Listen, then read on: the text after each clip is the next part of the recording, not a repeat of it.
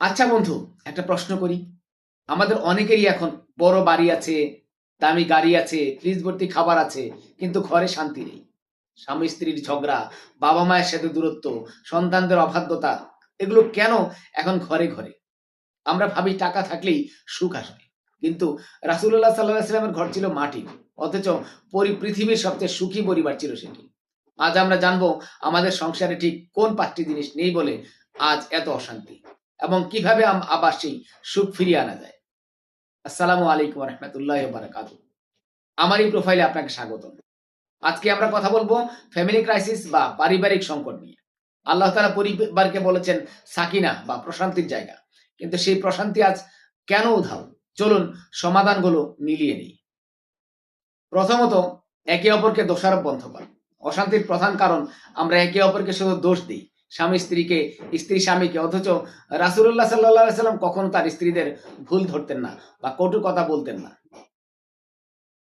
সঙ্গীর ১০টি ভুলের মধ্যে ৯টি এড়িয়ে যান, মাত্র একটি নিয়ে সুন্দর করে কথা বলুন। ছাড় দেওয়ার মন মানসিকতা তৈরি করুন। দ্বিতীয়ত, রাগ নিয়ন্ত্রণ করা, যা সবচেয়ে জরুরি। সংসারে আগুন লাগার প্রধান কারণ হচ্ছে রাগ।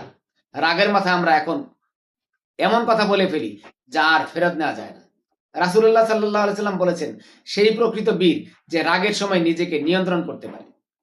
অথচ যখন ঝগড়া শুরু হবে, যে কোনো একজন চুপ হয়ে যান, অথবা স্থান ত্যাগ করুন, পানি পান করুন, দেখবেন আগুন নিভে গেছে। তৃতীয়ত, আমরা জানবো মোবাইল ফোনকে না বলা। বর্তমান যুগে অশান্তির বড় কারণ এই হাতে মোবাইল থাকা। স্বামী অফিস থেকে এসে মোবাইল টিপছে, স্ত্রীও মোবাইলে। একে অপরের চোখের দিকে তাকিয়ে কথা বলার সময় নেই। ঘরে ঢুকে অন্তত ১ ঘন্টা মোবাইল দূরে রাখুন। পরিবারের সদস্যদের দিকে তাকিয়ে হাসুন, কথা বলুন। এই সামান্য হাসি হচ্ছে সদকা।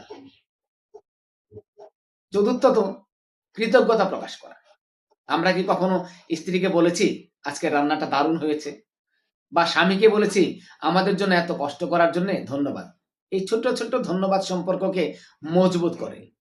আল্লাহ বলেছেন, তোমরা শুকরিয়া আদায় করলে আমি তোমাদের নেয়ামত বাড়িয়ে দেব।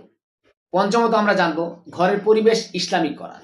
যে ঘরে কোরআন তেলাওয়াত হয় না, নামাজ হয় না, সেখানে শয়তান বাসা বাঁধে। আর শয়তানের প্রধান কাজই হলো স্বামী স্ত্রীর মধ্যে বিচ্ছেদ ঘটানো। সপ্তাহে অন্তত একদিন সবাই মিলে বসে দিনই আলোচনা করুন, বা একসাথে খাওয়ার অভ্যাস করুন। খাবার বরকত আসবে, মনেও মিল বাড়বে। প্রিয় ভাই বোনেরা, সংসার হলো জান্নাতের একটা ছোট নমুনা। আসুন ইগো বা অহংকার বাদ দিয়ে ভালোবাসার মাধ্যমে আমাদের ঘরকে জান্নাতের টুকরা বানাই। আল্লাহ আমাদের সবার পরিবারে শান্তি বর্ষণ করুন, আমিন।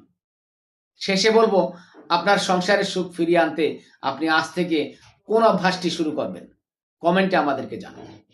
ভিডিওটি আপনার বিবাহিত বন্ধু বা আত্মীয়দের সাথে শেয়ার করুন। হয়তো আপনার একটি শেয়ারে একটি ভাঙা ঘর জোড়া লাগতে পারে।